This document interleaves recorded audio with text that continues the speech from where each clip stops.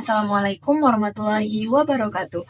Halo Sobat Akuntansi, saya Aufazini Manina dengan NIM 0302523007 dan rekan saya Vira Trilandari dengan NIM 0302523017.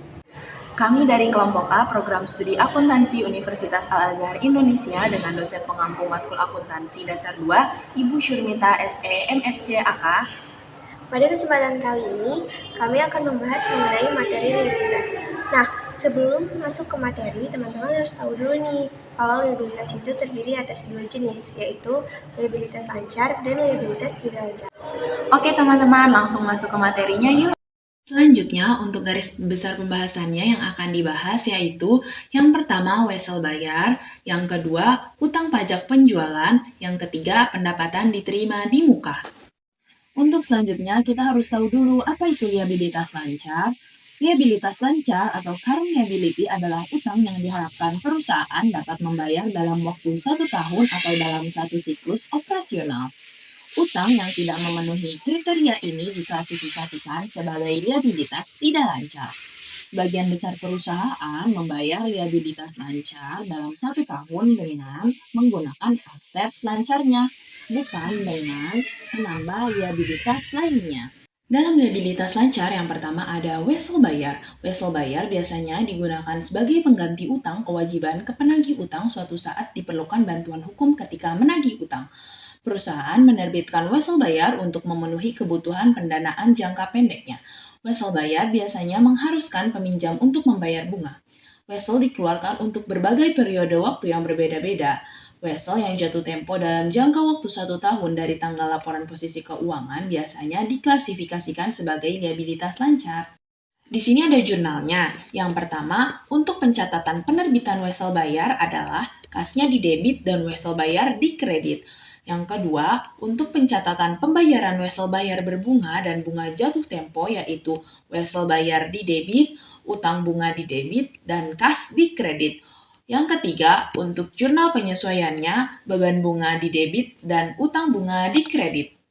Di sini ada contoh soalnya yaitu pada tanggal 1 Juni, Yun Company meminjam dana senilai $70.000 dari First Bank dengan wesel bayar 6 bulan, 70.000 dan 9%.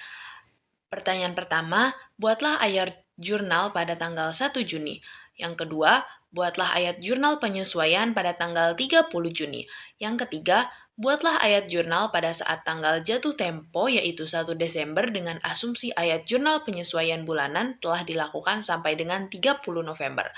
Dan yang terakhir, berapa total pembiayaan yaitu beban bunganya. Untuk penyelesaiannya, yang pertama, jurnal tanggal 1 Juni, cash-nya di debit 70.000, notes payable-nya di kredit 70.000. Yang kedua, jurnal penyesuaian tanggal 30 Juni, interest expense-nya di debit 525, interest payable-nya di kredit 525 dari hasil 70.000 dikali 9% dikali 1 dibagi 12. Yang ketiga, jurnal tanggal jatuh tempo pada tanggal 1 Desember dengan asumsi ayat jurnal penyesuaian telah dilakukan sampai dengan 30 November. Pada tanggal 1 Desember, notes payable-nya 70.000, interest payable-nya di debit juga 3.150 dari hasil 70.000 dikali 9% dikali 6 dibagi 12, cash-nya di kredit 73.150.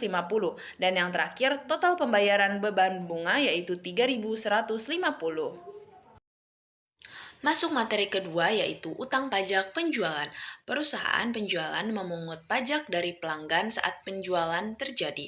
Secara berkala, biasanya bulanan penjual menyetor pajak yang telah dipungut tersebut ke kas negara dan laporannya diserahkan ke kantor pelayanan pajak setempat. Berdasarkan sebagian besar undang-undang pajak penjualan di berbagai negara, perusahaan penjual harus memisahkan pendapatan penjualan dan pendapatan pajak penjualan yang dipungutnya. Di sini ada jurnalnya. Untuk mencatat penjualan harian pajak penjualan, kasnya di bagian debit, pendapatan penjualannya di bagian kredit, dan utang pajak penjualannya di bagian kredit. Oke, untuk selanjutnya kita ke contoh soal utang pajak penjualan. Goodwin Auto Supply tidak memisahkan penjualan dan pajak penjualan pada saat terjadi penjualan.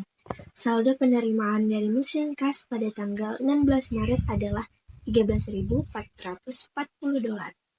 Semua penjualan dikenai pajak penjualan sebesar 5%. Hitung utang pajak penjualan perusahaan, kemudian buatlah ayat jurnal atas transaksi pajak penjualan dan pendapatan penjualan. Untuk penyelesaiannya dalam menghitung dan mencatat utang pajak penjualan, pertama-tama kita menghitung jumlah pendapatan penjualan dengan cara 13.440 dibagi dengan 1,05. 1,05 ini didapatkan dari 100% ditambah dengan 5%, di mana 5% tadi merupakan pajak penjualan. Sehingga hasil dari jumlah pendapatan penjualan yaitu sebesar 12.800. Kemudian kita menghitung nilai pajak penjualan dengan mengurangi 13.440 tadi dikurang dengan 12.800. Maka jurnal pada tanggal 16 Maret adalah cash di debit sebesar 14.111, kemudian sales revenue di kredit sebesar 13.440, dan tax payable di kredit sebesar 640. Selanjutnya kita masuk ke pendapatan diterima di muka. Perusahaan menghitung pendapatan diterima di muka dengan dua cara sebagai berikut. Yang pertama yaitu ketika perusahaan menerima uang muka, maka mereka akan mendebit akun kas dan mengkredit akun liabilitas lancar yang menunjukkan adanya sumber pendapatan diterima di muka. Sehingga jurnal yang dihasilkan yaitu cash di debit pada pendapatan diterima di muka kredit.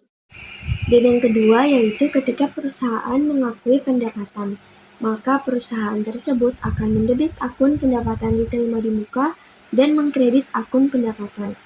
Sehingga jurnalnya yaitu pendapatan diterima di muka di debit pada pendapatan di kredit. Akun pendapatan diterima di muka menggambarkan pendapatan yang diterima sebelum diserahkannya barang penjualan atau jasa, dan harus dilaporkan sebagai liabilitas lancar. Di sini ada contoh soal tentang pendapatan diterima di muka. Wichita University menjual 4.000 lembar tiket bola basket pada musim panas seharga $180 untuk jadwal 10 pertandingan kandang. Buatlah ayat jurnal untuk mencatat yang A. Penjualan tiket pada musim panas tersebut, dan B. Pendapatan yang diakui setelah pertandingan kandang pertama. Sehingga untuk penyelesaiannya, yang pertama kita menghitung penjualan tiket pada musim panas. Dengan cara mengkalikan harga dari tiket tersebut dikali dengan berapa banyak tiket yang terjual. Maka $180 tadi dikalikan dengan 4.000 lembar tiket. Maka jurnal yang dihasilkan yaitu cash di debit sebesar 720.000 dan unearned service ticket revenue di kredit sebesar 720.000. Kemudian kita menghitung pendapatan yang diakui setelah pertandingan, yaitu caranya dengan membagi penjualan pada musim panas tadi dibagi dengan berapa kali pertandingan. Maka 720.000 tadi dibagi dengan 10 kali pertandingan. Sehingga jurnalnya yaitu unearned service revenue di debit sebesar 72.000 dan revenue di kredit sebesar 72.000. Oke teman-teman, demikian penjelasan mengenai liabilitas yang dapat kami sampaikan. Semoga bermanfaat. See you. Wassalamualaikum warahmatullahi wabarakatuh.